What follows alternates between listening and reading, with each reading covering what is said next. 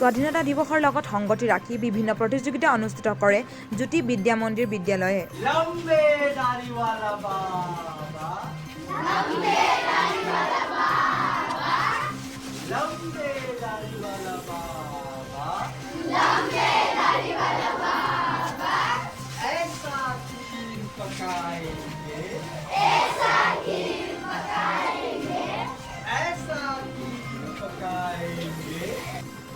যোৱা 17 তাৰিখে উক্ত বিদ্যালয়খনৰ ছায়েন্স ক্লাবৰ দ্বাৰা বিজ্ঞান বিষয়ৰ আৰ্হি প্ৰতিযোগিতা পাঠ্যক্ৰমত নাটকৰ ভূমিকাৰ ওপৰত কৰ্মশালাৰ লগতে বৃক্ষৰোপণ কাৰ্যসূচী সুন্দৰভাৱে পালন কৰা দেখা যায়।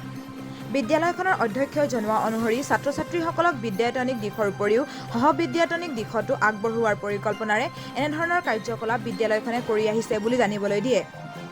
কাৰ্যসূচীত বিজ্ঞান বিষয়ৰ আৰ্হি প্ৰতিযোগিতাৰ বিচাৰক হিচাপে হেলেম বাগান আদৰ্শ বিদ্যালয়ৰ শিক্ষক দীপ দত্ত, পাঠ্যক্ৰমত নাটক শীৰ্ষক কাৰ্যসূচীত সমল ব্যক্তি হিচাপে উপস্থিত আছিল Tezpur national school of drama Tripura উইঙৰ প্ৰাক্তন ছাত্ৰ তথা বৰ্তমান প্ৰশিক্ষক ৰূপে থকা সুনীত জ্যোতি শইকীয়া।